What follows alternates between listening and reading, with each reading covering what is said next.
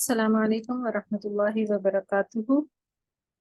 الحمد للہ والصلاة والسلام علی رسول اللہ، اشہد ان لا الہ الا اللہ وحدہ لا شریک لہ واشہد ان محمد عبدہ ورسولہ نبینا محمد وعلی آلہ واصحابہ اجمعین، آمین یا رب العالمین۔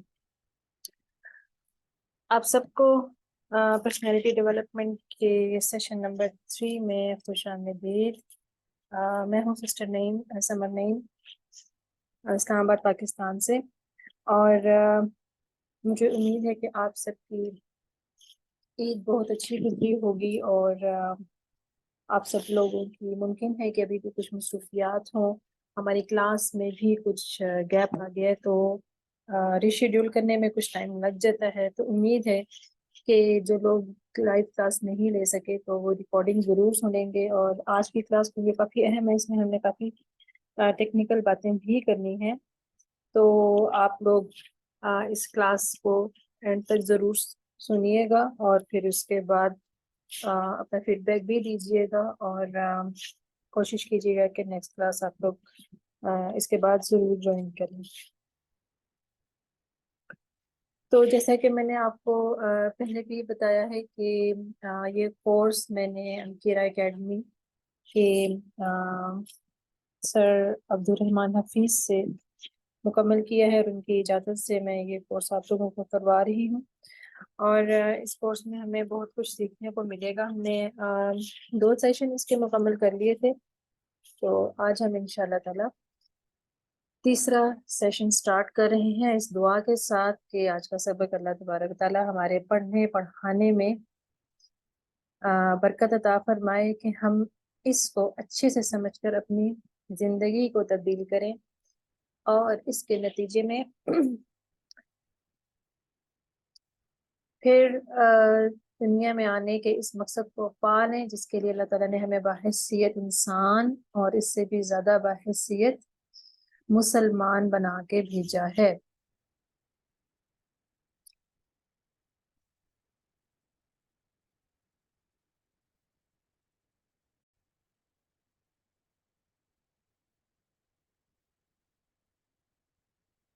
تو کیونکہ امت مسلمہ کی یہ شان اور عظمت کسی کوالٹی کی وجہ سے ہے جسے اللہ تعالیٰ نے سورہ آل عمران میں بتایا ہے کہ کنتم خیر امت اخرجت للناس، کہ تم سب سے بہترین امت ہو جن انسانیت کے لیے پیدا کیا گیا ہے۔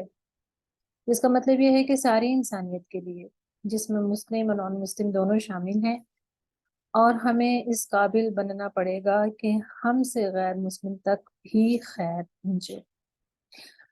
اور جب آپ سب جانتے ہیں کہ رسول اللہ صلی اللہ علیہ وسلم پر وحی آئی تھی، تو آپ صلی اللہ علیہ وسلم پر پریشان ہو کر گھر تشریف لائے تھے، تو ام المومنین خدیجہ رضی اللہ تعالیٰ نے آپ کو جو تسلیاں دی تھیں، اس میں جو الفاظ تھے وہ تھے کہ جو آپ صلی اللہ علیہ وسلم کے نبی بننے سے پہلے کیا کرتے تھے ان کاموں کا ذکر کیا گیا تھا، کہ انک لتسلم الرحیم، آپ صلہ رحمی کرتے ہیں، آپ مہمان نوازی کرتے ہیں، آپ غریبوں کو کما کے دیتے ہیں، اور تو قریب ضعیف، آپ مہمان نوازی کرتے ہیں، آپ یتیموں کا سہارا ہیں، یعنی آپ سوشل ورک کرتے تھے۔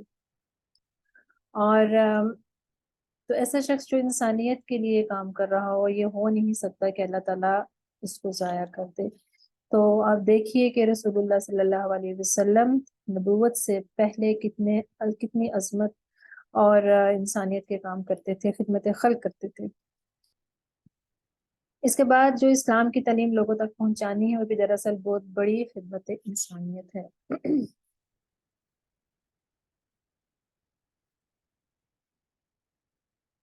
تو کتنی بڑی کامیابی ہے، جتنی بڑی کامیابی کے لیے انسان کے لیے اس کو اس دنیا میں اور دین اور دنیا دونوں کی سمجھ آ جائے، تو ہمارے ہاں ایک بہت بڑے اسلامک ویژن کے نہ ہونے کی وجہ سے اس وقت امت مسلمہ جسے پوری انسانیت کے لیے بنایا گیا تھا، تو وہ امت مسلمہ اس اسلامک ویژن کے اب نہ ہونے کی وجہ سے جتنی بڑی اور کامیاب کچھ پہلے تھی، آج اس کی کمی ہم محسوس کرتے ہیں۔ تو وہ امت مسلمہ جس کو اللہ تعالیٰ نے ایک بہت بڑا ویژن دے کر بھیجا ہے، وہ صرف دنیا کی کامیابی کے لیے ہی کوشاں ہے۔ حالانکہ اسلام نے اس سے روکا نہیں ہے۔ اسلام نے یہ بتایا ہے کہ آپ کے ذریعے دنیا میں خیر پہنچنی چاہیے۔ آپ دنیا میں کچھ بھی کام کر رہے ہوں، دین کا کر رہے ہوں، دنیا کا کر رہے ہوں، دنیا میں رہ کر ہی کرنا ہے نا، دین کا کام بھی دنیا سے الگ جا کے تو نہیں کرنا۔ اس لیے دین اور دنیا الگ الگ چیزیں نہیں ہیں۔ اگر آپ نماز پڑھ رہے ہیں تو دنیا میں کام کر رہے ہیں، اور یہ آخرت کے لیے کر رہے ہیں نا۔ کاروبار کر رہے ہیں تو بھی آپ دنیا میں ہی کر رہے ہیں، لیکن مقصد اور نیت، پرپز آخرت ہے۔ جیسے ہم نے بات کی تھی جب عبد الرحمن بن عوف رضی اللہ عنہ فرمایا کرتے تھے کہ میں کاروبار جب بھی کرتا ہوں سنت سمجھ کر کرتا ہوں، یعنی میرا کاروبار بھی میری عبادت ہے۔ اور جو سچا تاجر ہوگا، اس کے بارے میں تو بڑی بشارتیں بھی ہیں کہ وہ ماں صدیقین و شہداء کہ ان کے ساتھ ہوگا۔ آپ صلی اللہ علیہ وسلم نے فرمایا کہ ان بڑے لوگوں کے ساتھ ہوگا۔ تو بحیثیت مسلم امہ ہمارے ہر کام میں خیر، نیکی اور برکت رکھی گئی ہے، خواہ وہ ذاتی ہیں، گھریلو ہیں، معاشرتی ہیں، سیاسی ہیں، یہاں تک کہ کاروبار بھی ہیں، اس میں برکت ہی برکت ہے اگر ہم اس کو اچھے طریقے سے کریں۔ اور اگر آپ اس کے اپوزٹ سائڈ دیکھیں کہ اگر ہم اس کو اچھے طریقے سے نہ کریں تو عبادت بھی وبال جان بن جاتی ہے۔ جیسے کہ حدیث میں آتا ہے کہ جو بندہ نماز کو تاخیر سے پڑھتا ہے اور ایسے ٹھونگے مارتا ہے جیسے کبا مارتا ہے، تو وہ نماز اس کے منہ پر گندے کپڑے کی طرح مارتی جاتی ہے۔ قرآن میں آتا ہے فویل للمصلین الذین هم عن صلاتهم ساہون، ان نمازیوں کے لیے ہلاکت ہے جو نمازوں میں غفلت کرتے ہیں، الذین هم یراؤون، جو دکھلاوا کرتے ہیں، اور وہ دنیا میں کسی کام کے لیے ہو یا عبادت میں ہو۔ تو قرآن کی تلاوت بھی کتنا بڑا عمل ہے، لیکن اگر اس میں بھی وہ مقصد نہ ہوا جو مقصود ہے، جس کے لیے وہ نازل کیا گیا ہے، تو پھر یہ تلاوت بھی وبال جان بن جاتی ہے۔ الغرض اگر ہم کوئی بھی کام کریں اور اس کو کسی مقصد کے لیے کریں تو عبادت بن جائے گا، لیکن اگر وہ مقصد سامنے نہیں ہے تو شاید دنیا میں تو چند دن گزر جائیں لیکن بہت بڑا مقصد کھو بیٹھیں گے، نیکی کھو بیٹھیں گے۔ تو مطلب مسلمہ کے پاس ویسے بھی ٹائم کم ہے۔ آپ صلی اللہ علیہ وسلم کا فرمان ہے کہ میری امت کے اکثر لوگ 60 سے 70 کے درمیان فوت ہو جائیں گے، بہت کم لوگ تجاوز کر پائیں گے۔ تو ہمارے پاس ٹائم بھی کم ہے اور جسمانی طاقت بھی کم ہے، لیکن ہمارے اعمال میں برکت ڈال دی گئی ہے۔ آپ صلی اللہ علیہ وسلم کے فرمان کے مطابق ہمیں عصر سے مغرب تک کا ٹائم ملا ہے، یعنی بہت تھوڑا ٹائم۔ مغرب قریب قریب ہی لگتی ہے جو حالات جس طرف جا رہے ہیں۔ تو اب ہمیں کھویا ہوا سبق یاد کر کے اللہ تعالیٰ کے بتائے ہوئے اس فضیلت کے اوپر آنا ہوگا جو ہمارے لیے رکھی ہوئی ہے۔ تو اسی سلسلے میں یہ پرسنالٹی ڈیولپمنٹ کا کورس چل رہا ہے کہ آپ پوزیشنلی تب ہی اسٹرانگ ہو سکتے ہیں جب پرسنلی اسٹرانگ ہوں گے۔ لیڈرشپ کا مفہوم جو صحیح بیان ہوا ہے کہ یہ مطلب نہیں ہے کہ آپ نے کوئی سیٹ جیتنی ہے، بلکہ آپ کے پاس کوئی بھی پوزیشنل پاور ہے، کوئی بھی کام کرتے ہیں، تاکہ اگر آپ کوئی کام نہیں بھی کر رہے تو کوئی بندہ دنیا میں ایسا نہیں ہے جو لیڈر نہ ہو۔ آپ شوہر ہوں گے، آپ باپ ہوں گے، آپ بھائی ہوں گے، بیٹے ہوں گے، اور اگر خواتین میری سائڈ پہ جائیں تو ماں ہوں گی، بہن ہوں گی، بیٹی ہوں گی، اور کسی بھی ریلیشن شپ میں ہوں گی، تو پھر بھی آپ کے اوپر ایک رسپانسبلٹی ہے۔ لیڈرشپ اصل میں پرسنل پاور کو کہتے ہیں، یعنی آپ کی ذاتی طاقت، آپ کی اپنی طاقت، ذاتی طاقت، اور یہ طاقت اداراتی طاقت سے زیادہ غالب ہوتی ہے۔ جو لوگ پرسنلی کمزور ہوتے ہیں وہ پوزیشنلی یا پروفیشنلی بہت ویک ہوتے ہیں۔ تو اگر آپ اپنی پرسنالٹی کو بہتر بنا لیں تو اس کا مطلب ہے کہ آپ کو پھر بڑے کام لینے کے لیے سفارش کی ضرورت نہیں، نہ طاقت کی، نہ ترلے محنت کی، بلکہ کام آپ کے پاس خود آئے گا۔ اس وقت دنیا میں کام بہت زیادہ ہے، لیکن کام کرنے کے قابل لوگ نہیں مل رہے۔ جو لوگ یہ کہتے ہیں کہ ہمیں جاب نہیں مل رہی، ہم نے اپلائی کیا، تو یہ حیرت کی بات ہے، کیونکہ کام کو بندے نہیں مل رہے۔ تو ہمیں اپنے آپ کو اس قابل بنانا ہے، اس کیپیبلٹی میں لے کر جانا ہے، تاکہ اللہ تعالیٰ نے ہمیں دنیا کا جو سب سے بڑا کام دیا ہوا ہے ہم وہ کریں۔ تو اللہ تعالیٰ کی توفیق کے ساتھ ہم لیسن کا آغاز کرتے ہیں۔ تو جیسا کہ آپ جانتے ہیں کہ پرسنالٹی ڈیولپمنٹ یا تعمیر شخصیت کا مفہوم اتنا واضح ہے، آپ اس کو یاد کر لیں، اس کا اسکرین شاٹ لے کے اپنے موبائل میں رکھ لیں، یا لکھ کر اپنے کسی ایسی جگہ پر کمرے میں لگا لیں جہاں پر آپ اٹھتے بیٹھتے چلتے پھرتے نظر پڑے، کچن میں لگا لیں، بیڈ روم میں لگا لیں، تاکہ یہ چیز آپ کے ذہن میں رہے کہ تعمیر شخصیت اپنی صلاحیتوں کو پروان چڑھانے، نئی مہارتوں کو بڑھانے، کمزوریوں پر کام کرنے، انہیں طاقت میں تبدیل کرنے کا نام ہے۔ ہماری مضبوطی اور ہماری کمزوری، مین چیز جو ہے یہ یاد رکھنے والی ہے کہ مضبوطی کو بہتر کرنا ہے اور کمزوریوں پر توجہ دینی ہے، اور ہماری مضبوطی اور ہماری کمزوریاں ان 4 چیزوں میں ہی ہوتی ہیں: mind set, heart set, soul set and health set. ہم نے لاسٹ ٹائم اس کو دیکھا تھا۔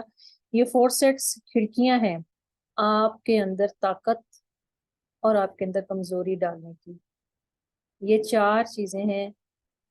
جب بھی آپ دیکھیں کسی بندے کو کہ کوئی بیہیویئر ایشوز ہیں، اس کو آپ یا دیکھیں کہ آپ دیکھیں گے کہ وہ مینٹلی ویک ہوگا یا اسپرچولی ویک ہوگا، یا ہیلتھ وائز اتنا کمزور ہوگا کہ وہ برداشت نہیں کر پا رہا، یا ہارٹ پیشنٹ ہوگا، دونوں سائڈ سے، ادھر جسمانی طور پہ بھی اور اسپرچولی بھی۔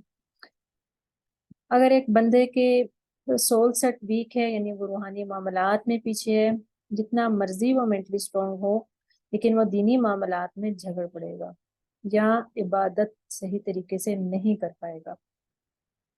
اور اگر آپ کے یہ سارے یعنی فرسٹ 3 سیٹس اگر ٹھیک ہے، لیکن ہیلتھ سیٹ ٹھیک نہیں ہے، تو آپ فرسٹ 3 سیٹس کے اوپر عمل ہی نہیں کر سکتے۔ ہمارے لیے کوئی بہت لمبی چوڑی سائنس نہیں ہے، بلکہ ہمارے لیے اللہ تعالیٰ نے بڑی اسپیسیفک چیزیں رکھی ہیں۔ آپ صرف ان چیزوں کو ٹھیک کر لیں، آپ بالکل ٹھیک ہو جائیں گے۔ اور اس سلسلے میں ہماری محنت اسی لیے چل رہی ہے کہ یہ ہماری اسٹرینتھ بھی ہے اور ہماری ویکنیسز بھی ہیں۔ ہم نے اس کو نہ ختم کرنا ہے اور نہ اس کو بے رحم موجوں کے اندر بہا لے جانا ہے۔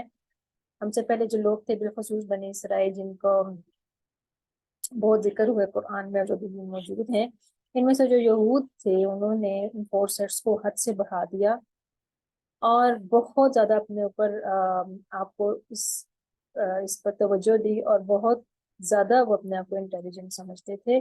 یہودی آپ صلی اللہ علیہ وسلم کے زمانے میں بھی اپنے آپ کو انٹیلیجنٹ سمجھتے تھے، اور اسپرچولی بھی اپنے آپ کو گدی نشین سمجھتے تھے۔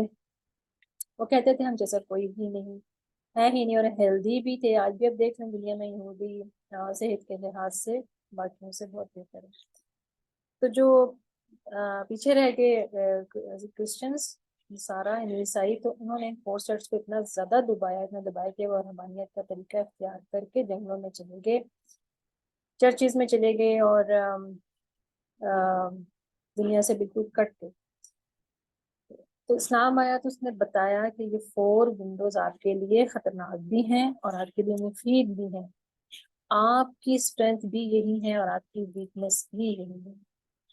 اب جب آپ کی اسٹرینتھ اس میں ہے تو آپ اس کو چھوڑ نہیں سکتے، اور اگر آپ کی ویکنیس کے راستے بھی یہی ہیں تو اس کا مطلب ہے کہ آپ اس کو اگنور نہیں کر سکتے۔ کرنا کیا ہے؟ حد اعتدال کے اوپر رہنا ہے۔ آپ صلی اللہ علیہ وسلم کے گھر میں، آپ کی صلی اللہ علیہ وسلم کی عدم موجودگی میں جو 3 بندے آئے تھے، جنہوں نے آ کے معائشہ سے آپ صلی اللہ علیہ وسلم کی روٹین پوچھی تھی، جب انہوں نے بتائی تو وہ بندے کہنے لگے کہ آپ صلی اللہ علیہ وسلم تو بخشے بخشائے ہیں، اور اگر آپ کی روٹین یہ تھی کہ آدھی رات سے زیادہ قیام کرتے تھے اور روزے بھی رکھتے تھے اور فلاں فلاں کام بھی کرتے تھے، تو ہم تو اس سے زیادہ کریں گے تب جا کے تقویٰ حاصل کر پائیں گے۔ اگر اس بات کو لاجک کے اوپر پرکھا جائے، لاجک کے اوپر، صرف عقل کے اوپر، تو بات تو صحیح معلوم ہوتی ہے، مگر صحیح بات کیا ہے؟ تو ان میں سے ایک بندے نے یہ کہا کہ میں آج کے بعد پوری رات قیام کروں گا، سوؤں گا نہیں، دوسرے نے کہا میں آج کے بعد ہمیشہ روزہ رکھوں گا، دوسرے نے کہا میں کوئی شادی نہیں کروں گا۔ یعنی وہ ان 4 سیٹس میں ان لوگوں نے حد سے تجاوز کیا، یعنی ان کو جتنی لگام دینی چاہیے تھی وہ انہوں نے نہیں دی، انہوں نے اس کو اور زیادہ ٹویٹ کر دیا۔ آپ صلی اللہ علیہ وسلم تشریف لائے تو المؤمنین عائشہ رضی اللہ تعالیٰ نے آپ کو بتایا، تو آپ صلی اللہ علیہ وسلم نے انہیں بلایا، بلکہ روایات میں یہ آتا ہے کہ آپ صلی اللہ علیہ وسلم فوراً مسجد میں گئے اور آپ صلی اللہ علیہ وسلم ناراض تھے، اور آپ صلی اللہ علیہ وسلم نے وہ الفاظ کہے جو کبھی بھی نہیں کہے تھے۔ ایک فرمایا کہ میں تم سب سے زیادہ نیک ہوں۔ تو آپ صلی اللہ علیہ وسلم نے ان سے پوچھا کہ یہ باتیں میں نے کی ہیں، تو آپ اس کے بعد آپ نے فرمایا کہ یہ کوئی نیکی نہیں، بلکہ میں رات کو سوتا بھی ہوں اور قیام بھی کرتا ہوں اور روزے رکھتا بھی ہوں، سوتا بھی ہوں، اور میں نے شادیاں بھی کر رکھی ہیں، شادی نہیں بلکہ شادیاں بھی کر رکھی ہیں۔ تو فمن رغب عن سنتی فلیس منی، جو میری سنت سے ہٹ گیا، ہٹ کے اس نے کوئی اور طریقہ اختیار کیا، اس کا مجھ سے کوئی تعلق نہیں۔ تو گویا کہ آپ اس کو بالفاظ دیگر یوں کہہ سکتے ہیں کہ ہمارے لیے ٹیسٹ اور امتحان ہے، ان کو بالکل اگنور کر دینا گناہ کا سبب، بس انہی کے ہو کے رہ جانا، صبح شام ان میں لگا دینا، یہ بھی گناہ ہے۔ کتنے لوگ ہیں جو انہی کے پیچھے لگے رہتے ہیں ہر وقت، بس ان کا ہم و غم دنیا میں اٹھنے بیٹھنے جینے کی یہی چیزیں ہیں، اور کچھ لوگ ہیں بالکل ہی اگنور کر کے بیٹھے ہیں، بالکل فراموش کر کے بیٹھے ہیں، یہ غلط ہے۔ تو مجھے اور آپ کو اللہ تعالیٰ ان نعمتوں سے فائدہ اٹھانا چاہیے، کیونکہ یہی ہماری طاقت ہے اور یہی ہمارے خراب ہونے کے راستے بھی ہیں۔ ان کی کچھ تفصیل ابن القیم رحمۃ اللہ نے کچھ اور انداز سے فرمائی ہے، انشاءاللہ آگے جب ہماری فاؤنڈیشن بن جائے گی پھر ہم بات کریں گے، کیونکہ بلڈنگ بنانے میں کچھ ٹائم لگتا ہے نا، ہم ابھی فاؤنڈیشن بنا رہے ہیں کہ کھدائی کر رہے ہیں، بنیادیں ڈال رہے ہیں، تو بلڈنگ بنانے میں کچھ ٹائم لگے گا۔ ایک آدمی پورا مہینہ پرہیز کرتا رہتا ہے، اور اگر وہ ڈائبٹک ہے تو تھوڑی سی بھی بد پرہیزی کر لے تو اس کی ساری پرہیز جو ہے پورے مہینے کی وہ بھی ختم ہو جاتی ہے۔ تو اس اعتبار سے بڑی احتیاط کی ضرورت ہے۔ شیطان انہیں رستوں کے ذریعے داخل ہوتا ہے، اور اگر انسان اس پر پہرا بٹھا دے، بند نہ کرے، پہرا بٹھا دے، تو وہ بھی چوکنا ہو جاتا ہے کہ میرا مقابلہ کسی عام بندے سے نہیں۔ تو آپ صلی اللہ علیہ وسلم نے فرمایا تھا کہ شیطان کو مومن تھکا تھکا کے مار دیتا ہے، میں کمزور کر دیتا ہے، کہ مومن کا جو شیطان ہوتا ہے وہ بہت کمزور ہوتا ہے۔ وہ کیوں کمزور ہوتا ہے؟ اس لیے کہ اس کو آرام سے بیٹھنے نہیں دیتا، ہر ایک کام اصول و ضوابط، رولز ریگولیشن، ڈسپلن پہ جا کر کرتا ہے۔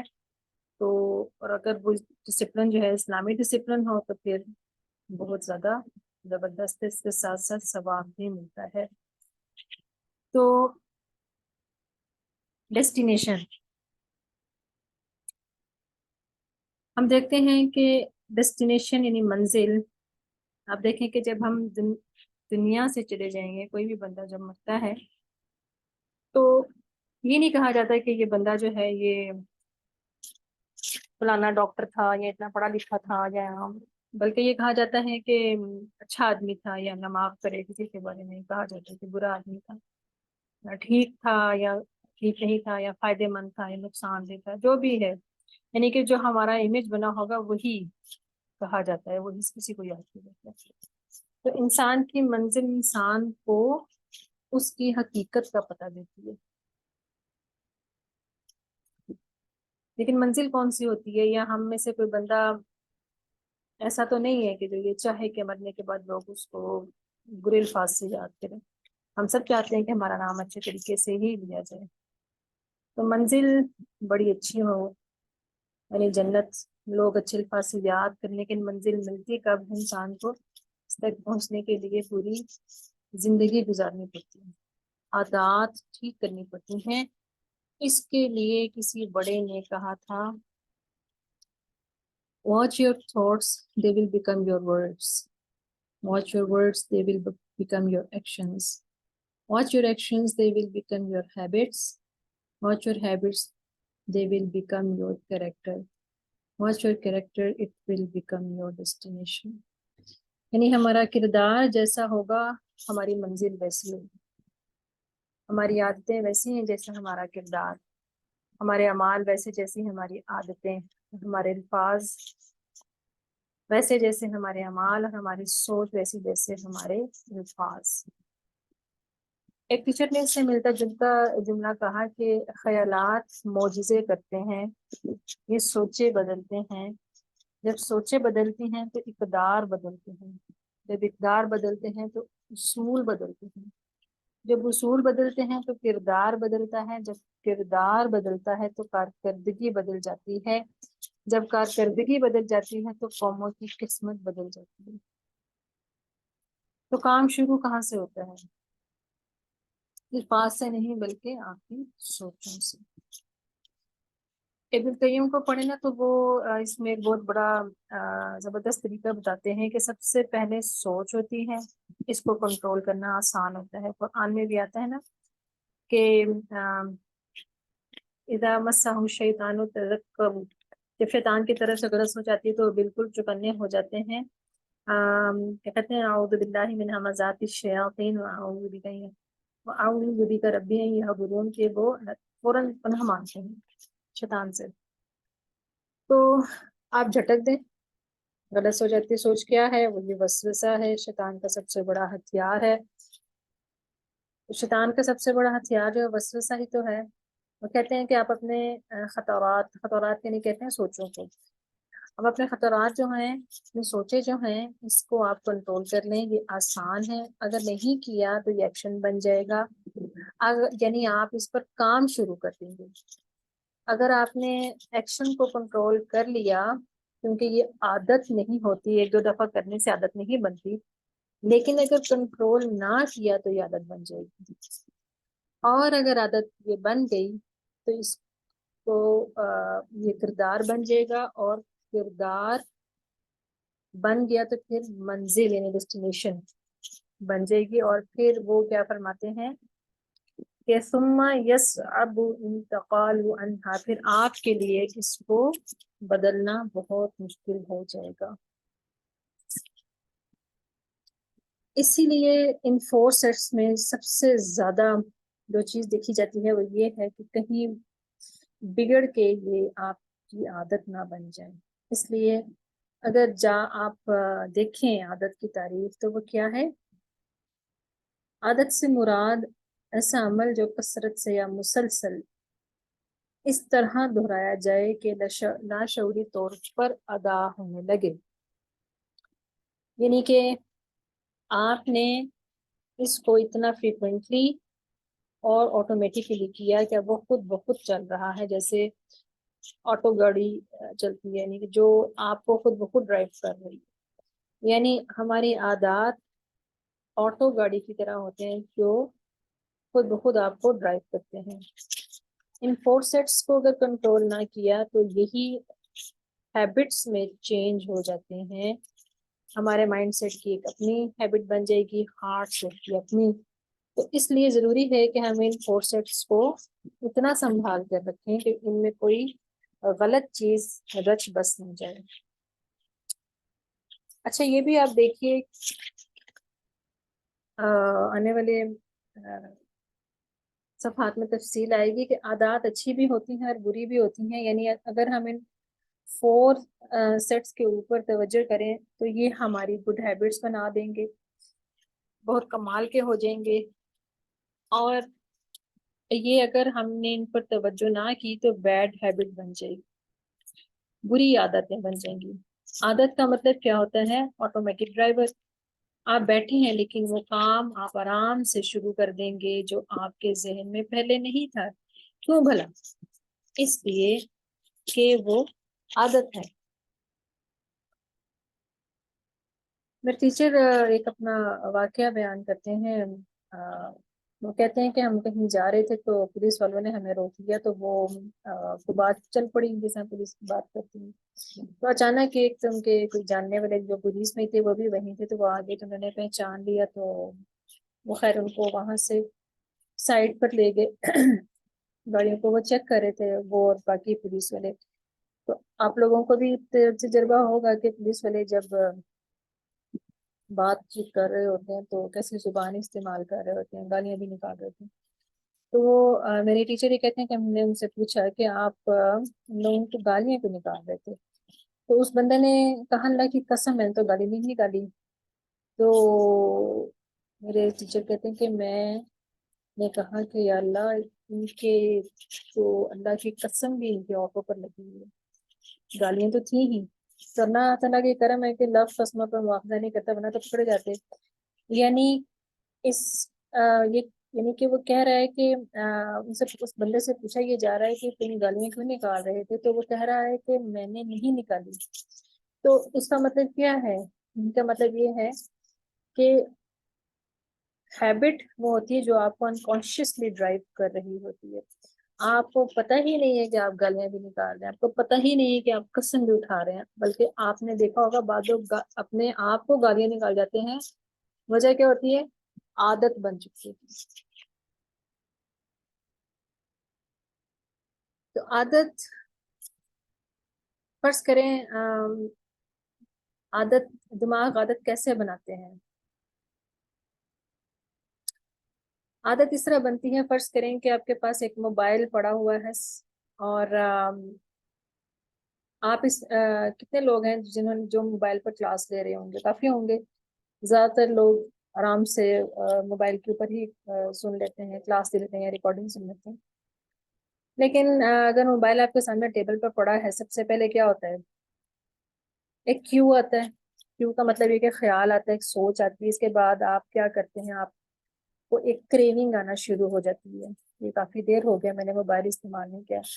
آپ موبائل اٹھاتے ہیں, چیک کرتے ہیں, اس کے بعد کیا ہے اس میں کال یا میسیج یا جو بھی اپنے کام کرنا ہے وہ کرتے ہیں. اس کے بعد پھر آپ کو ریوارڈ ملتا ہے, کریونگ ہوگی, اس کے بعد رسپانس آپ کریں گے, اس کے بعد ریوارڈ ملے گا. اب یہ دیکھیے کہ آپ کا کوئی پروگرام نہیں تھا موبائل استعمال کرنے کا, لیکن موبائل کی عادت نے آپ کو مجبور کر دیا کہ موبائل اٹھائیں اور اس کے اوپر چیٹنگ میں میسیجنگ کریں. آپ دیکھیں یہ عادت اتنی پختہ ہو چکی ہے کہ ہمیں کھانا ملے نہ ملے, سونا ملے نہ ملے, لیکن موبائل ہمیں چاہیے, ہم اس کے بغیر نہیں رہ سکتے. جو اتنی زیادہ کریونگ ہے ہماری موبائل کے ساتھ, یہ عادت ہے. یعنی ہماری عادت کہاں ہوتی ہے, یہ تو ہم ابھی پڑھتے ہیں. اس عادت نے اتنا مجبور کر دیا کہ انسان کو وہ سوچتے ہوئے بھی موبائل, اٹھتے ہوئے بھی موبائل. تو ہم نے پچھلے کلاس میں بات کی تھی کہ مسلمان جب عروج پر تھے اس وقت ان کی ہیبٹ کیا ہوتی تھی؟ تلاوت القرآن. یعنی ان لوگوں کا تعلق بالقرآن اگر پہچاننا ہو تو اپنا تعلق بالموبائل دیکھیں. اس طرح ہمیں موبائل کی کریونگ ہوتی ہے اور ان کو قرآن کی ہوتی تھی. عادت کا تعلق جو ہے نا وہ آپ کے مائنڈ سیٹ سے ہے, جو آپ کے باقی سیٹس کو کنٹرول کرتا ہے. یہ جیسا آپ بنا لیتے ہیں ویسا ہوتا ہے. مائنڈ سیٹ بھی عادت جب چیز بن جاتی ہے تسلسل سے اور بار بار استعمال کرنے سے وہ آپ کو ضعیف کرتی ہے. اسی لیے ضروری ہے کہ ہم یہ دیکھیں کہ جب کوئی آپ کی کوئی عادت بنتی ہے تو ہر عادت آپ کو ہر وقت پریشان نہیں کر رہی ہوتی, بلکہ وہی عادت آپ کو پریشان کرتی ہے جس کا کوئی ٹریگر ہوتا ہے. مثلاً اگر آپ نے موبائل سامنے نہیں رکھا ہوا تو ممکن ہے کہ آپ کو موبائل کی اتنی کریونگ نہ ہو, لیکن آپ کا موبائل جو آپ کے سامنے ہے یا سامنے آ گیا, یہ ٹریگر ہے. آپ مارکیٹ جا رہے ہیں کچھ اور لینے, تو ادھر دیکھا تو پکوڑے بن رہے تھے, تو ٹریگر نے پش کیا, آپ کو کریونگ ہوئی پکوڑے کھانے کی اور آپ نے کھا لیے. آپ بیٹھے ہوتے ہیں, آپ کے پاس کوئی بندہ سویا ہوگا خراٹے لے رہا ہے, تو یہ ٹریگر ہوگا اور آپ کو بھی نیند آنا شروع ہو جائے گی.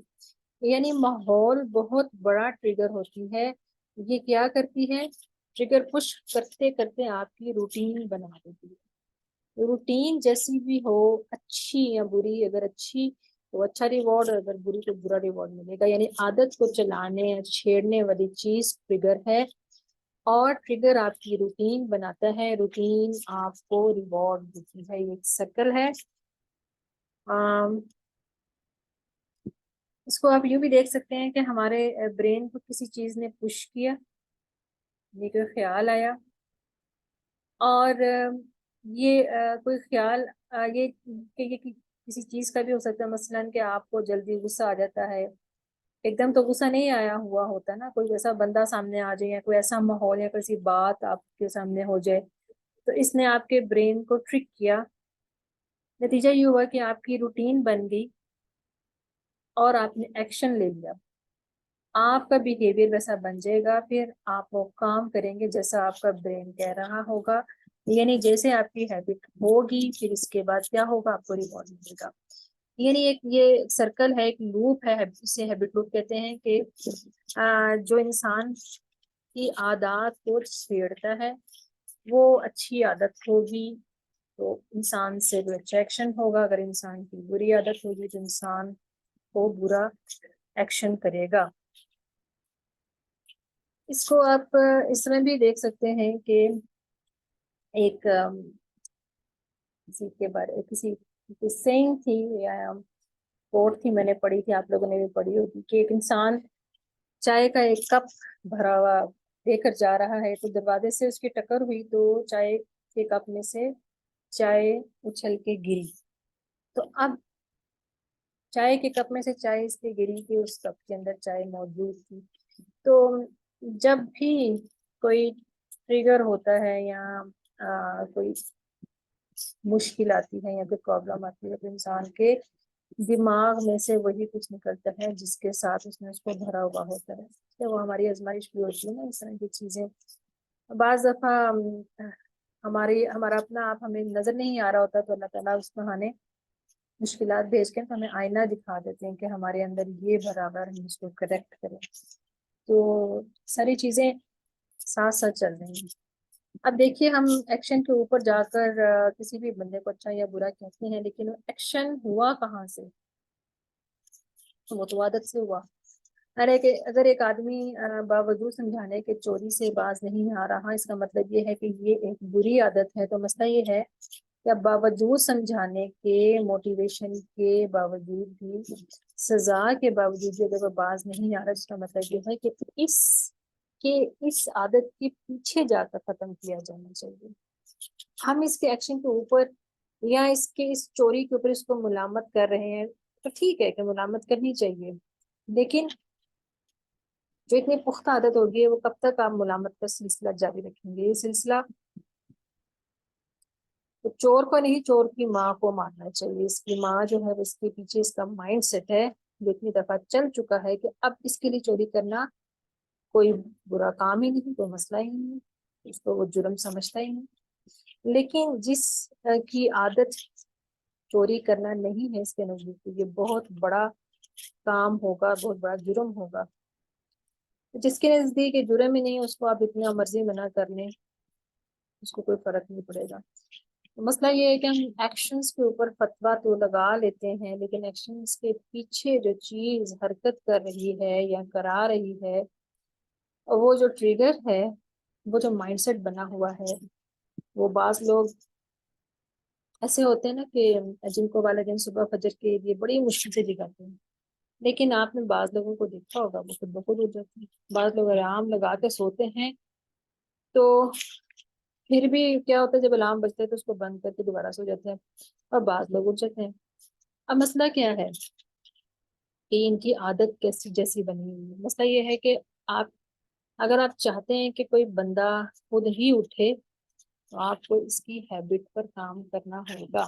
تو یہ بات کرتے ہوئے مجھے یاد آ رہا تھا کہ رسول اللہ صلی اللہ علیہ وسلم کے دور میں بھی جب جنگوں میں بھی قیدی پکڑے جاتے تھے، تو بہت واقعات آپ نے بھی سنے ہوں گے کہ جب وہ ان کو قید میں رکھا جاتا تھا تو کچھ دن جب وہ رہتے تھے تو ان کے ساتھ جس قسم کا معاملات کیے جاتا تھا اور جو مواقع ان کو دیے جاتے تھے قرآن سننے کے، صحابہ کو دیکھنے کے، رسول اللہ صلی اللہ علیہ وسلم کو دیکھنے کے، ان کی روٹین دیکھنے کے، تو ان میں سے کافی لوگوں کے دل بدل جاتے تھے.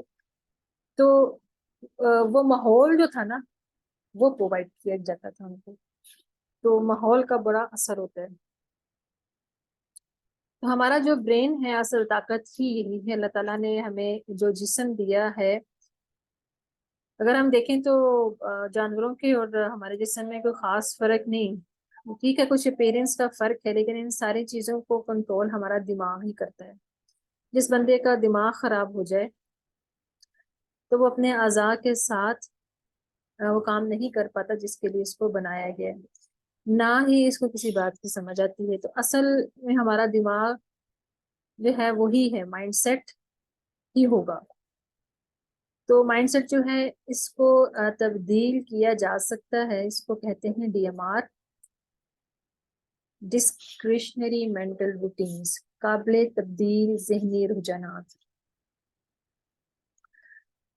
فطرت بدل نہیں سکتی، نیچر چینج نہیں ہو سکتی، عادات بدلی جا سکتی ہیں. کیسے ہوتی ہیں اس کو پہلے سمجھنے.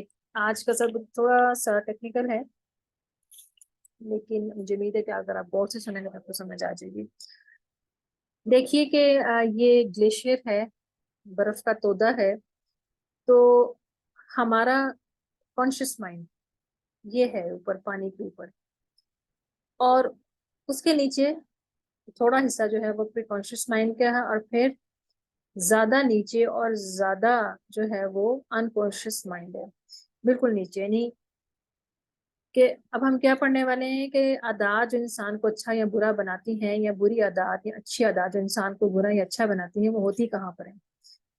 جگہ کا پتہ کر کے ایڈریس لے کر پھر جا کر بندہ ملاقات کرتا ہے نا. تو ہم آپ کو اس کا ایڈریس بتانے لگے جس کے اوپر لوگوں نے آلریڈی کام کیا ہوا ہے. ہمارا ایک کانشیس مائنڈ یہ اوپر اتنا سا ہوتا ہے، سامنے پرسنٹیج کتنے ہم بتاتے بھی دیکھتے ہیں. تو پری کانشیس مائنڈ ہے جو تھوڑا سا اس سے نیچے، اور پھر زیادہ حصہ جو ہے وہ انکانشیس مائنڈ کا ہے. اگر آپ نے یہ دیکھنا ہو کہ ہمارا کانشیس مائنڈ کیا کرتا ہے، تو چوائس جو ہے وہ کانشیس مائنڈ کرتا ہے کہ میں نے یہ کام کرنا ہے. انکانشیس مائنڈ جو ہے وہ اس کی پروگرامنگ کرتا ہے. آپ اس طرح بھی کہہ سکتے ہیں کہ انکانشیسلی ہم ریکارڈنگ کرتے ہیں اور انکانشیسلی سے سیو کر رہے ہوتے ہیں. کانشیسلی ہم ایکشن کر رہے ہوتے ہیں، انکانشیس کے اوپر جا کر وہ ہماری عادات بن رہی ہوتی ہیں. یہ جو کانشیسلی ہم کام کر رہے ہوتے ہیں اس کی جو فاؤنڈیشن ہوتی ہے وہ انکانشیس ہوتا ہے، لاشعور، جسے ہم کہتے ہیں نا کہ لاشعور کہتے ہیں. شعوری طور پر ہم کوئی کام کرتے ہیں تو لاشعور سے اس کو ڈرائیو کر رہا ہوتا ہے. جس طرح آپ نے گاڑی چلانی ہے تو آپ جب اس کا گیئر چینج کرتے ہیں تو شروع میں تھوڑی آپ کو پرابلم ہوتی ہے، گیئر چینج کرتے ہوئے گاڑی بند ہو جائے گی، اسٹیئرنگ ہل جاتا ہے. لیکن جب یہ آپ کا ہاتھ چل جاتا ہے تو یہ انکانشیس پر چلا جاتا ہے.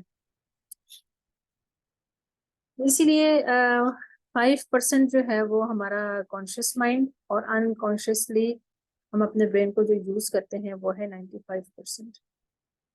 یعنی اللہ تعالیٰ نے انسان کے دماغ کو جو طاقت دی ہے، اتنا بڑا خزانہ ہے جس میں سے ہم انکانشیسلی صرف 5% ہوتے ہیں، صرف 5%.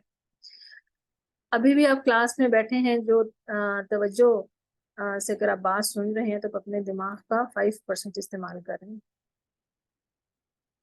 اور 95% جو اللہ تعالیٰ نے خزانہ دیا ہوا ہے وہ اندر رکھا ہوا ہے. دیکھیے کانشیس مائنڈ کے اندر ہم کیا کر رہے ہوتے ہیں، جو چیزیں ہم ظاہری طور پر کر رہے ہوتے ہیں. کانشیس مائنڈ ہم بیٹھے قرآن پڑھ رہے ہیں، کانشیس ہم قرآن پڑھ رہے ہیں، لیکن پڑھتے پڑھتے اگر ہمارا دماغ کہاں کہاں گھوم رہا ہے وہ سب کانشیس چلا جا ہو جاتا ہے.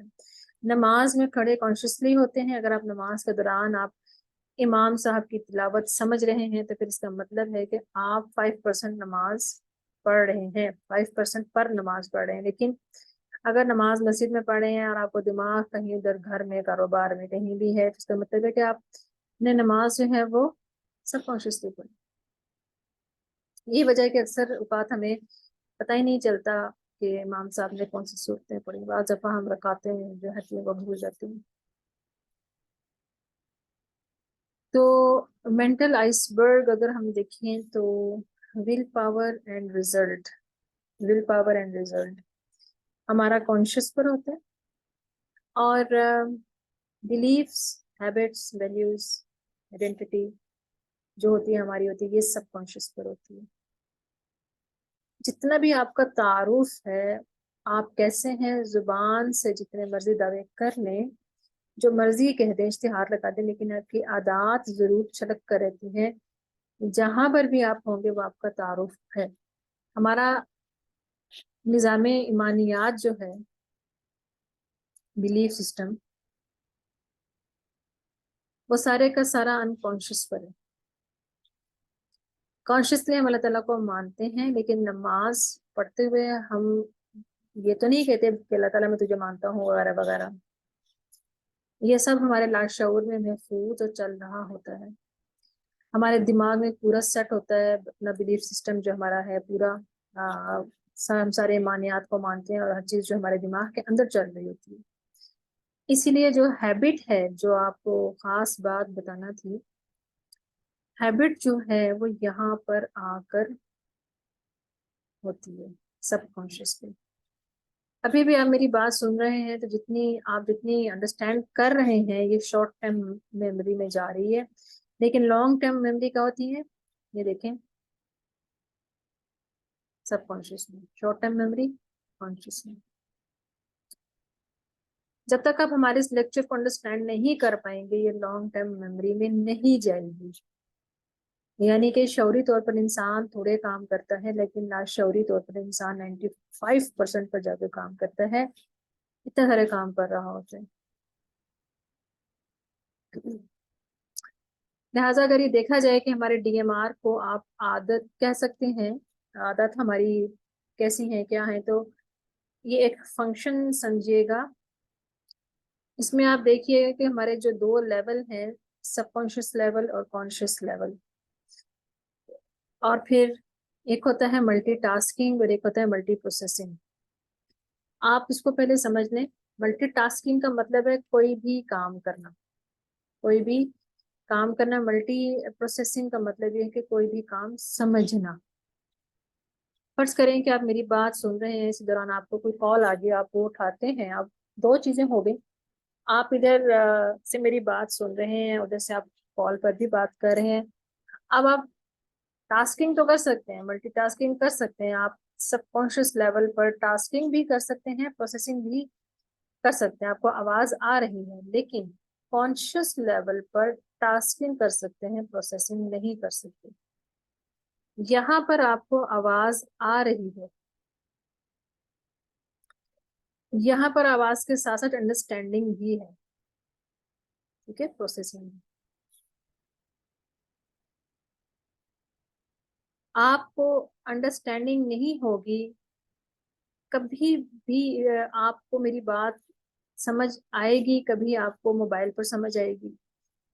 آپ ابھی کیا بات کر رہے تھے، میری توجہ کہیں اور تھی، اور اگر ادھر توجہ ہو گئی آپ سوچیں گے کہ یار پتہ نہیں وہ کیا پڑھا تھا آج بھول گیا. یا آپ اس کو لے لیں کہ ڈرائیونگ کے دوران کال اٹینڈ کرنا. جب آپ ڈرائیونگ کے دوران کال اٹینڈ کرتے ہیں تو کبھی بات کرتے کرتے کہتے ہیں کہ آپ کیا کہہ رہے تھے؟ میں گاڑی چلا رہا ہوں. اچھا، اگر ان کی بات سنیں گے تو ایک دم کہیں گے کہ کیا چیز سامنے آ گئی، میں نے ادھر مڑنا تھا، میں آگے آ گیا وغیرہ وغیرہ. یعنی آپ کبھی ادھر سمجھ رہے ہوں گے، کبھی ادھر سمجھ رہے ہوں گے، اکٹھا آپ کو کوئی بات جو ہے وہ سمجھ نہیں آئے گی. ملٹی پروسیسنگ ہو رہی ہے، یعنی ایک سے زیادہ دفعہ ہو رہا ہے. تو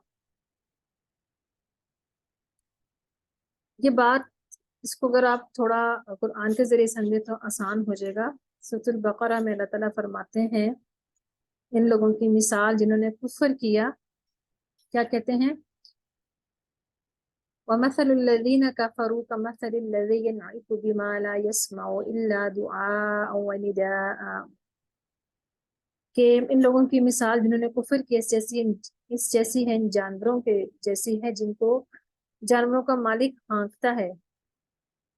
بما لا یسمعوا، نہیں وہ سنتے مگر دعا، ندا، پکار اور آواز سنتے ہیں. یعنی کہ جانور، جب جانوروں کا مالک ان کو آواز دیتا ہے ادھر آ جاؤ ادھر آ جاؤ، یا کوئی مخصوص آوازیں وہ لوگ نکالتے ہیں، تو وہ اس آواز کو انڈرسٹینڈ کرتے ہوئے ان کو آواز جاتی ہے صرف، اور وہ اس آواز کے اوپر کوئی ایکشن کرتے ہیں یا رسپونڈ کرتے ہیں. کیوں نہیں؟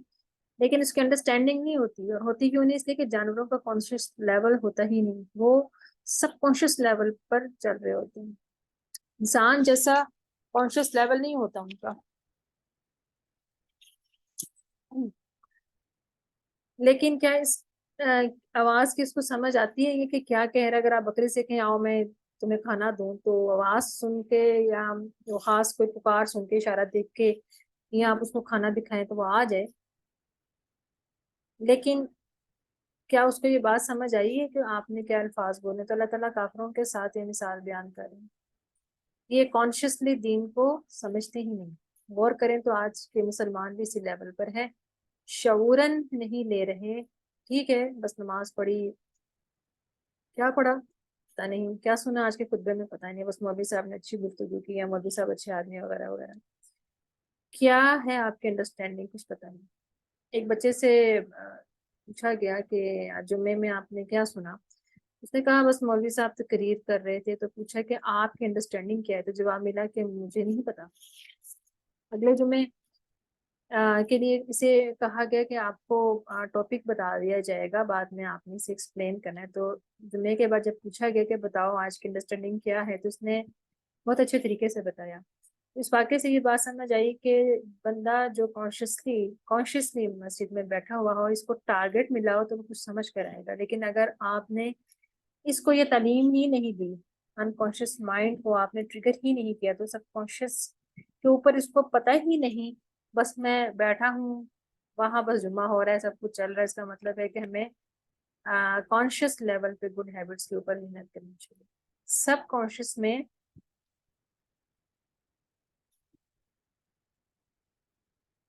تو سب کانشیس میں وہی جائے گا جیسا کہ آپ نے کانشیس مائنڈ بنایا ہوگا. آہستہ آہستہ کرتے سلولی گریجولی سب کانشیس میں کنورٹ ہو جاتا ہے جو کچھ ہم کرتے جاتے ہیں.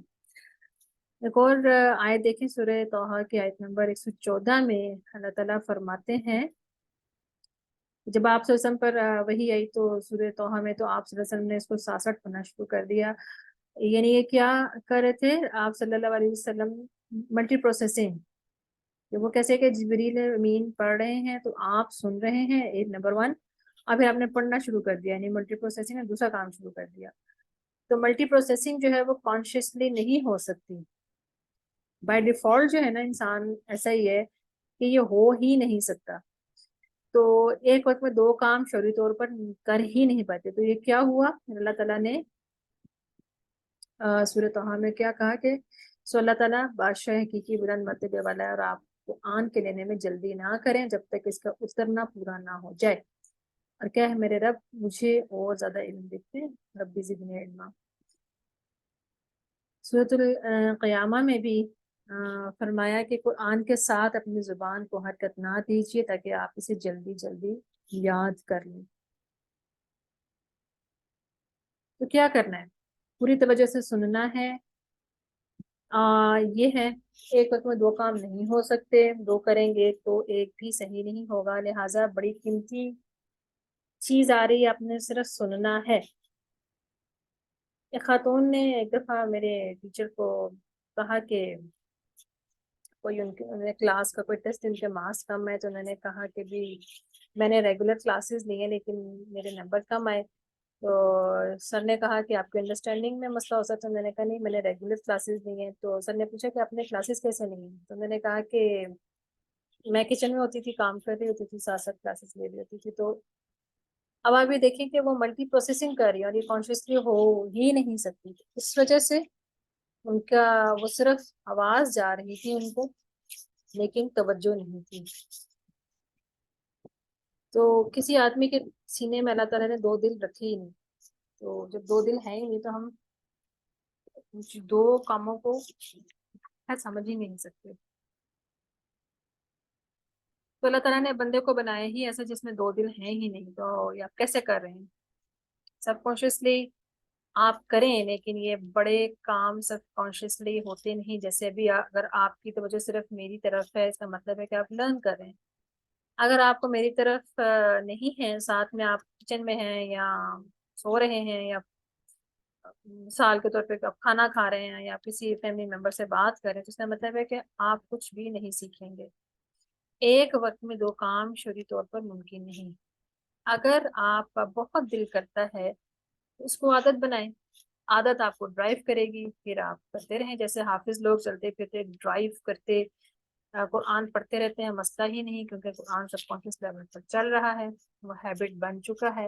اس میں وہ نئے خواہ اظہار اقدام کا مسئلہ بھی نہیں رہا، وہ بھی سب کانشیس پر چلا گیا ہوگا. لیکن پہلی دفعہ اگر آپ پڑھیں گے تو پھر آپ بھول جائیں گے. لہذا اس چیز کو لیں. اللہ تعالیٰ نے انسان کو بہت بڑا دماغ دیا ہے. تو یہ دیکھیے types of D M R, یعنی عادات کتنی ہوتی ہیں، عادات کی قسمیں کتنی ہیں. نمبر 1 یہ ہے انسٹنکٹ ڈی ایم آر، یعنی پیدائشی یا فطرتی. اس میں کیا ہے؟ سکنگ ملک، یعنی بچہ جب پیدا ہوتا ہے تو اس کو سکھایا نہیں جاتا کہ اس نے دودھ پینا ہے، خود پیتا ہے. جس طرح آپ اپنی آنکھوں کو حرکت دیتے ہیں، کبھی آپ سوچتے نہیں ہیں کہ بھی بہت زیادہ دیر ہو گئی میں نے آنکھ ہی نہیں جھپکی ہے، قدرتی طور پر ہو رہا ہے، بائی برتھ سے ہو رہا ہے. اسی طرح بریدنگ ہے، سانس بھی بائی برتھ ہوتا ہے، اس کے لیے سوچنا نہیں پڑتا، یعنی وہ نیچر ہوتی ہے بائی برتھ.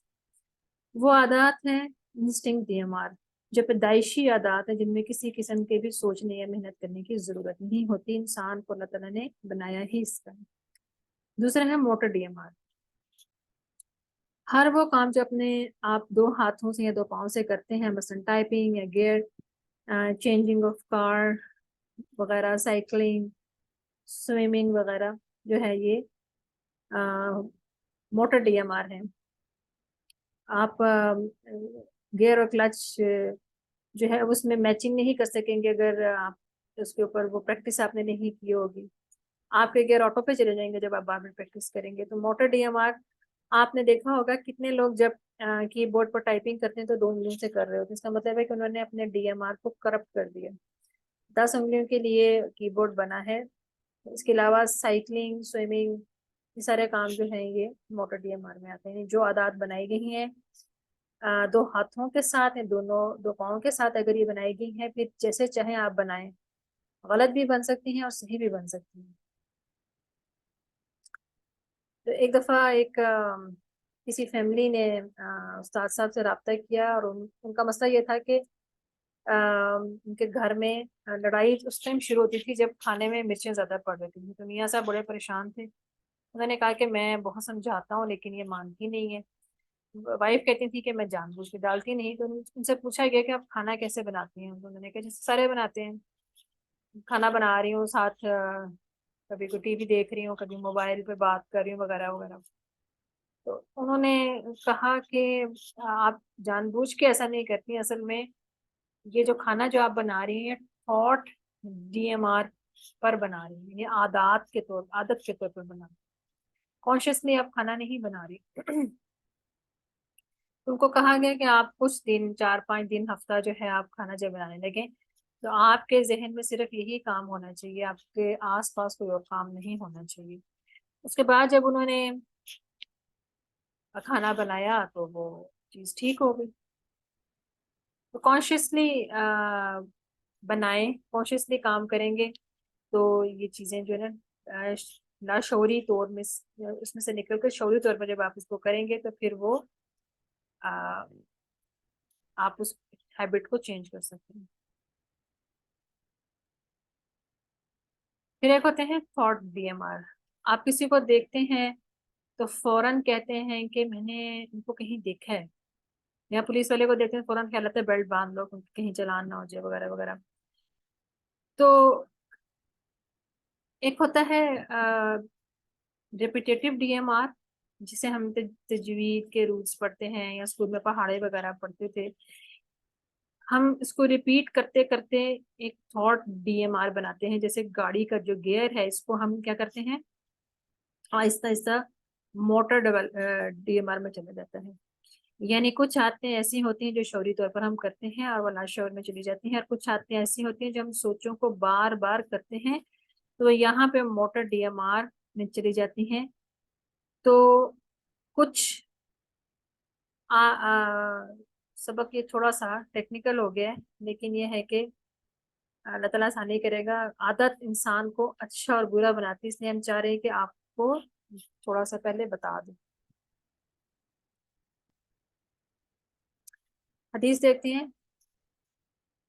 ابو ہریرہ رضی اللہ عنہ فرماتے ہیں کہ آپ صلی اللہ علیہ وسلم نے فرمایا، الرجل علی دین خلیلہ، کہ بندہ اپنے دوست کے دین پر ہوتا ہے، اسے چاہیے کہ دیکھ کر دوستی کرے. کیا مطلب؟ اب جیسا اس کا دوست ہوگا، اس کے دوست کے تھاٹ اور موٹر ڈی ایم آر جیسے ہوں گے ویسے ہی آپ کے بن جائیں گے. اگر آپ کے دوست نے سگنل توڑا تو آپ کا تھاٹ ڈی ایم آر کیا لے گا کہ سگنل توڑنا کوئی جرم نہیں ہے، تو آپ اپنا تھاٹ ڈی ایم آر کو بھی کرپٹ کر بیٹھیں گے. آپ کسی ایسے بندے کے ساتھ دوستی کی ہے کہ وہ باہر نکلتے کسی کو تھپڑ مار دیا اس نے، آپ کا بھی motor D M R corrupt ہوگا. آپ نے دیکھا کہ اس کے اوپر نہ کوئی کیس ہوا، نہ کسی نے اس کو ڈانٹا، نہ منع کیا، تو آپ کے موٹر ڈی ایم آر بھی کرپٹ ہونے شروع ہو جائیں گے. یہاں اس بات کو ذہن میں رکھتے ہوئے اگر ہم دیکھیں تو معاشرے میں اچھائی برائی پھیلنے کی وجوہات ہمیں معلوم ہو جاتی ہیں. امت بس ہمیں کیوں کہا گیا ہے کہ برائی سے روکتے ہیں، اچھائی کو حکم دیتے ہیں؟ کیوں؟ کیونکہ معاشرے میں ایک صحیح ہیلدی چیز پروان چڑھتی ہے. ہم اپنی جو خیر جو ہے وہ نسلوں تک اس کے بغیر نہیں پہنچا سکتے. آپ نے دیکھا کہ کسی کا کوئی دوست جو ہے وہ سگریٹ پیتا ہے تو اس دوست کا بھی ڈی ایم آر جو ہے وہ موٹر ڈی ایم آر جو ہے وہ بن جائے گا، اور وہی سوچے گا کہ سگریٹ پینا کوئی بری بات نہیں. بائی برتھ انسان ایسا نہیں ہوتا. بخاری میں اور صحیح مسلم میں آتا ہے کہ کلو مولود یولد علی الفطرہ، کہ بچہ جو ہے فطرت پہ یعنی اسلام پہ پیدا ہوتا ہے، کہ اس کی نیچر بالکل ٹھیک ہوتی ہے، پیدائشی انسان بالکل ٹھیک ہوتا ہے.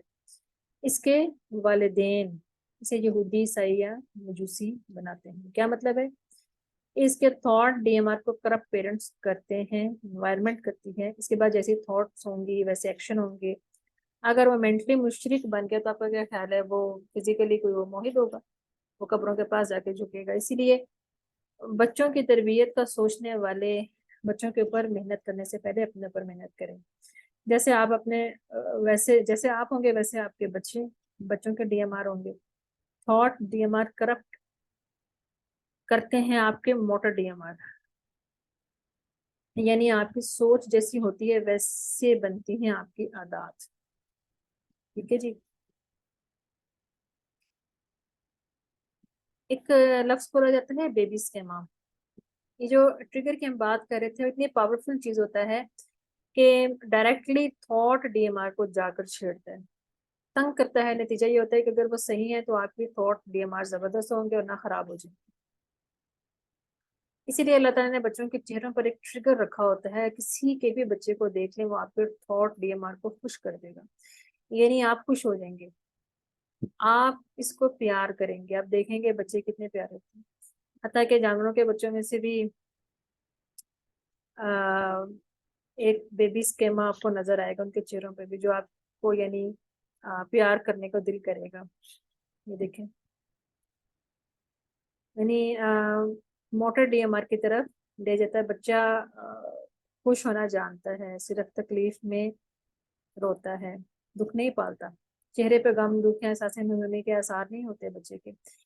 یہ بات پڑھتے ہوئے نا میں سوچ رہی تھی کہ اللہ تعالیٰ نے جو قیامت کی ہولناکی بتائی ہے اس کو بتاتے ہوئے قرآن میں فرمایا کہ وہ دن بچوں کو بوڑھا کر دے گا. یہاں سے آپ اندازہ لگائیں کہ اس کی ہولناکی کیا ہوگی. تو thought D M R clear کرتا ہے، پھر اس کے بعد آپ کے motor D M R clear کرتا ہے. آپ اس کو اٹھاتے ہیں، گود میں لیتے ہیں، بلی کو اٹھا لیتے ہیں. یہ جو وائلڈ اینیملز ہوتے ہیں ان کے بچوں کے اوپر بھی ایک بیبی اسکیما ہوتا ہے. تو देखिए ट्रिगर जो होता है वो बहुत ज़्यादा अहम होता है हमारी आदत बिगाड़ने और बनाने के लिए।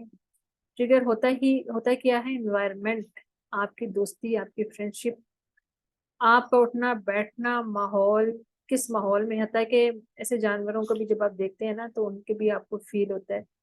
मुझे लगता है कि जो आ, कुछ जानवर ऐसे हैं कि जिनमें वो नहीं होता, रेबीज का हमारे जैसे सांप वगैरह जो है ये पैदाइशी तौर के ऊपर ऐसे ही होते हैं। हत्ता कि आदात में एक सानियत यूनिफॉर्मिटी ऑफ डीएमआर क्या है कि हत्ता कि डीएमआर इतनी कमाल की चीज़ है कि अगर ये बिगड़ जाए तो यूनिफॉर्मिटी ऑफ डीएमआर भी बन जाता है, यानी आदात में एक सानियत। अगर आप के थॉट डीएमआर ऑर्गेनाइज है, मेंटेन नहीं है, मुनज़्ज़म नहीं है, तो आपके मोटर डीएमआर ऐसे होंगे, आपका ऑफिस जो है वैसा होगा।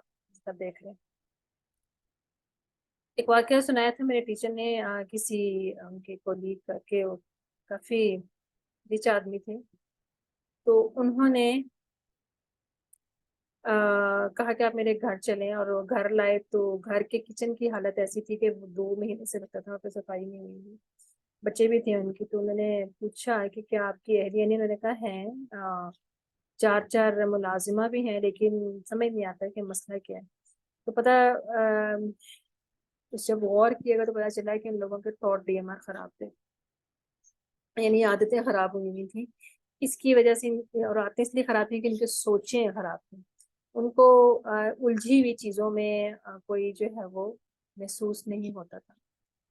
तो बहरहाल उन साहब को कहा गया कि आपने अपनी तवक्कुआत बताई अपनी अहलिया को, तो मैंने कहा ये तो कोई बताने वाली चीज़ नहीं, तो मालूम होनी चाहिए। तो बहरहाल उनको कहा गया कि ये शेयरिंग करनी ज़रूरी है, और फिर उनको ट्रेनिंग्स की तरफ लाया गया, और फिर वो पूरी फैमिली ने ट्रेनिंग्स की, और उससे उनको बहुत ज़्यादा फ़ायदा हुआ। 5 6 महीने के बाद उनके घर की सारी हालत जो बदल गई। पानी का इस्तेमाल जो है ना, इसमें हदीस में आता है, आप सल्लल्लाहु अलैहि वसल्लम साद बिन अबी वक़ास के पास से गुजरे, वुजू कर रहे थे और पानी ज़्यादा इस्तेमाल कर रहे थे, जैसे हम भी नलका खोल कर शुरू हो जाते हो। आप सल्लल्लाहु अलैहि वसल्लम ने फरमाया, साद, ये पानी में इसराफ कैसा? कहने लगे,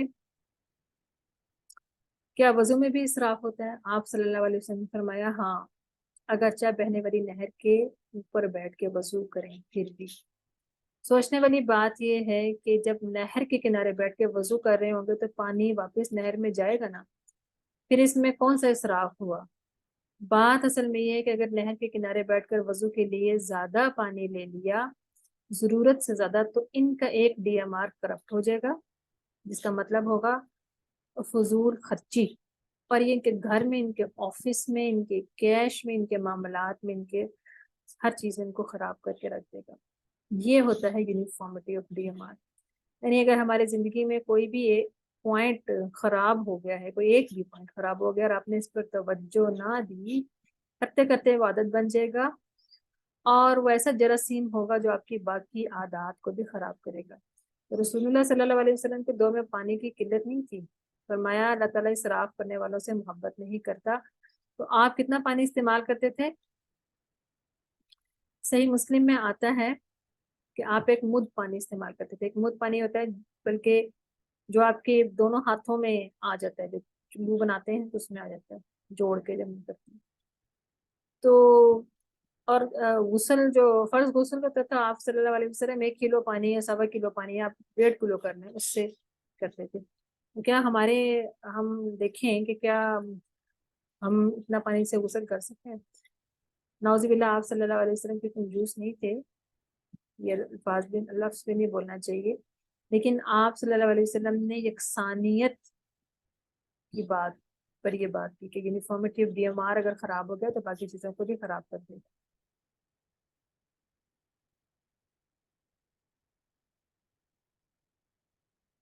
इसीलिए एक डीएमआर होता है कंडीशनल डीएमआर। इसका मतलब ये होता है कि मसलन अगर मिसाल से आपको समझाया जाए तो कुछ बंदे ऐसे होते हैं जो अपने ऑफिस में बड़े well educated and well organised होते हैं, और बड़े सुलझे हुए, मीठी जुबान से बात करते हैं, सब कुछ, और जब वो घर में आते हैं तो वो से हो जाते हैं।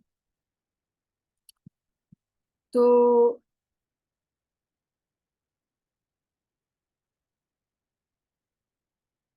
इसे कहते हैं कंडीशनल डीएमआर, यानी کنڈیشنل یعنی کنڈیشنل عادات کے آپ آفس کے انوائرمنٹ میں گئے تو بڑے اچھے تھے، تہذیب میں تھے، کول تھے، گھر میں آئے تو پتہ نہیں کیا ہوا.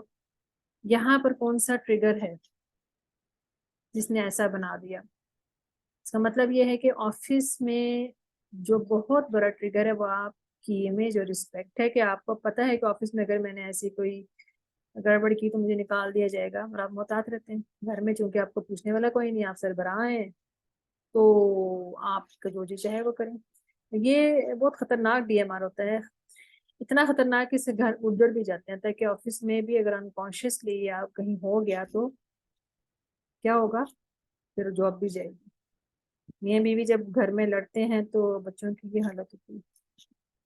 یہ مسئلہ اس لیے ہے کہ کنڈیشنل ڈی ایم آر پر غور کریں کہ گھر میں دفتر میں ہر جگہ ایک ہی رویہ ہوتا ہے. اگر ایک ہی بیہیویئر ہوتا ہے تو یہ بڑی اچھی بات ہے، اور وہ بھی اچھا رویہ، ورنہ تو پھر زندگی خطرے میں چل رہی ہے. تو یہ اتنا سینسٹیو معاملہ ہے کہ تھاٹ ڈی ایم آر آپ کو ڈرائیو کرتا ہے، یعنی عادات آپ کو ڈرائیو کرتی ہیں. جیسی آپ عادات ہیں ویسے آپ چلتے ہیں. انکانشیسلی آپ چل رہے ہوتے ہیں کیونکہ آپ کی عادات آپ کو ڈرائیو کر رہی ہوتی ہیں. تو عادات کو ٹھیک کرنے کے لیے مختصر سا طریقہ جو ہے وہ بتا دیتے ہیں. ڈیٹیل کریں گے بعد میں آگے کلاسز میں. پہلا کام تو یہ ہے کہ لا شعور میں موجود عادات کو چند دن کے لیے شعور میں لائیں. جو کام آپ انکانشیسلی کرتے ہیں ان کو کانشیس پہ لائیں. اگر آپ ٹائپنگ 10 سے کرتے ہیں تو 10 پر آئیں. یا اس کا آسان ترجمہ یہ کہ چند دن کے لیے جو کام آپ خراب کر رہے تھے نہ صرف اسی کو کریں بلکہ ایک وقت میں ایک ہی کام کریں. کانشیس کا مطلب ہوتا ہے کہ ایک وقت میں ایک کام. سب کانشیس کا مطلب ہوتا ہے ایک وقت میں زیادہ کام.